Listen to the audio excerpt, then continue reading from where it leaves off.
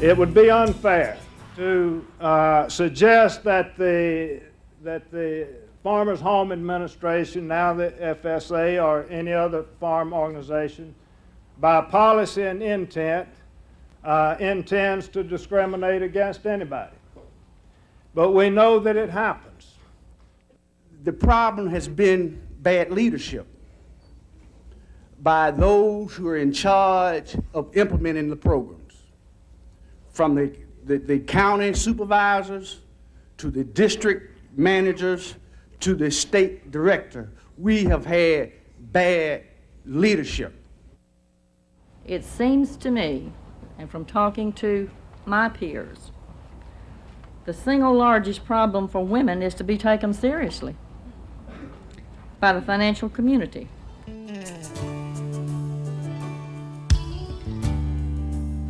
Discrimination is discrimination, whether it surfaces its ugly head.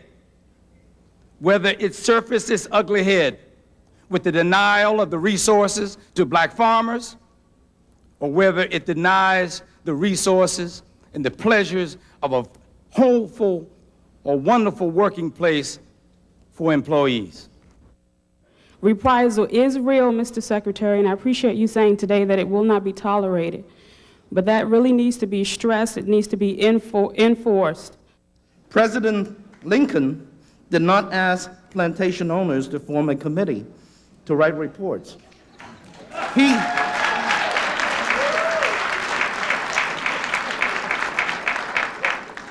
He took leadership. He fought a bloody civil war, and through the ruins of the war arose a stronger America. With all due respect, Mr. Secretary, that kind of moral leadership is lacking in USDA today, and it is needed in USDA today.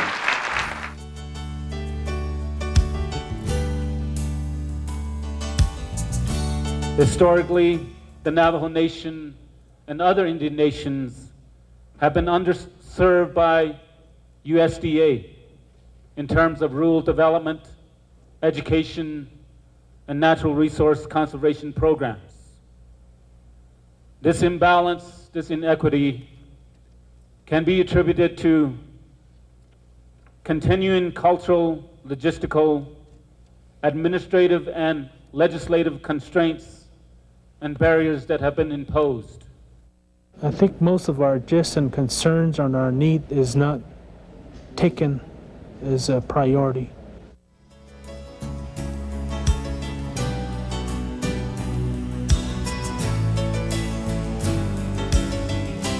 I would say to him that he needs to straighten out his department, let me tell you. It's very disorganized, very full of bureaucracy, and does not pay, does not give the farmers what's due, and we want to know where the money is. We know right now what we've been doing, what you've been doing over the past years hasn't worked. So we need to do something different. Thank you. Attention has increased in recent months on how the U.S. Department of Agriculture treats its minority customers and employees. Secretary of Agriculture Dan Glickman acknowledges that there are pockets of problems with discrimination in his department. So much so that he assigned a civil rights action team to look at these issues. He has charged the team with pulling together a comprehensive report with recommendations and an action plan that he can use to hopefully address all of the civil rights problems. As part of this effort, USDA held a series of listening sessions around the country. At these forums, minority and socially disadvantaged farmers, USDA program participants, and employees were heard. Well, Mr. Secretary, in November of 1995, I had a supervisor chase me through the building and harass me and belittle me, and it took another employee to stand between us to make her let me leave the building. and it is now 1997. That employee is still in her position, and I have been removed from the staff. I have been under investigation, and I have, while on maternity leave, been denied the opportunity to borrow leave so my children could not eat because they were mad at me. I want to know, where's my justice? And I'm just frustrated with the fact that we can't, as growers, depend upon a self-regulating agency regulating another agency. There's no accountability. There's no enforcement of the National Appeals Office to render these decisions and seeing that they're being implemented. We have many problems all over the state of Mississippi, but we hope that you don't just sit here and listen as you have done across the years. I realize that it's a long road and it's a hard process.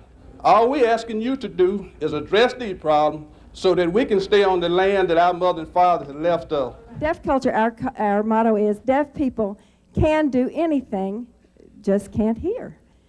And I do hope that you are listening to our words loudly and that you don't just sweep our silence under the rug. Thank you very much. By the year 2020, Hispanics will comprise 16% of the population. By the year 2050, the U.S. Census Bureau conservatively estimates that Hispanics will comprise 24.2% of the population. Clearly, we must move forward to increase the number of Hispanics at all grade levels at USDA. We must devise strategies to move quickly and move now. The Civil Rights Action Team also received input from email, faxes, correspondence, and from reviewing past reports on civil rights. The result? A report titled Civil Rights at the U.S. Department of Agriculture. Officials said recommendations from this report will make a difference. We will not let this report gather dust, but we will make necessary changes to make sure that USDA is the leader in human relations in the government. I think it's an excellent idea. It's the first of its kind, and I do believe that the Secretary is going to do something about it. Had he not been willing to do something about it, I don't think he would have had this meeting. Clearly, we have problems within USDA. I'm waiting to see whether or not we have the strength within USDA, now that the problems have been identified, to resolve them. Gracias por escucharme y thank you for listening to me. I hope that for us, Mexicanos and Latinos, that are working hard to better ourselves, that you will provide us better support. After all, we are the ones taking care of the earth. I want for my children to breathe a different type of air other than what I have to breathe out here in these fields.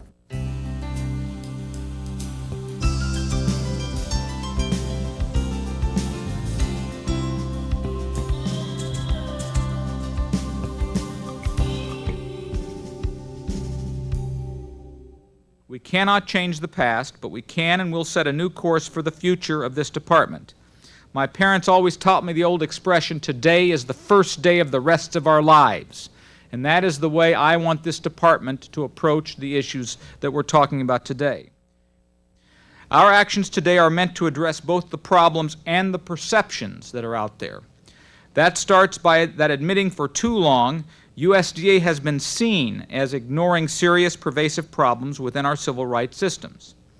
No more. We're going into phase 2 with our eyes wide open. I consider this report to be a rare and historic opportunity.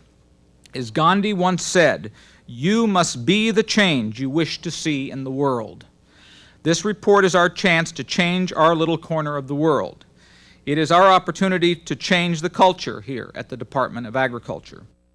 We start with a new mission statement that I am issuing today.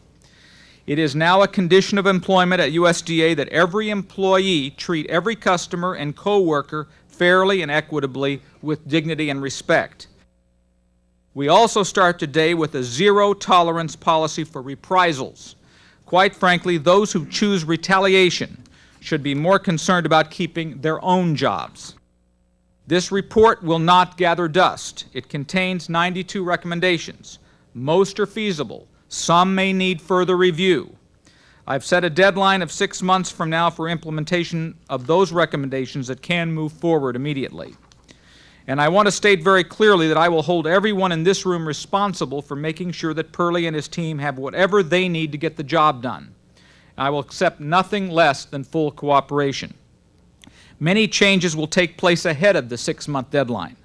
Some, especially where Congress's approval is necessary, may take longer.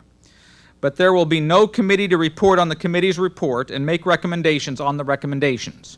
We will simply press forward and do what we can. I will seek authority from Congress to convert all non-federal county positions in the Farm Service Agency to federal employee status.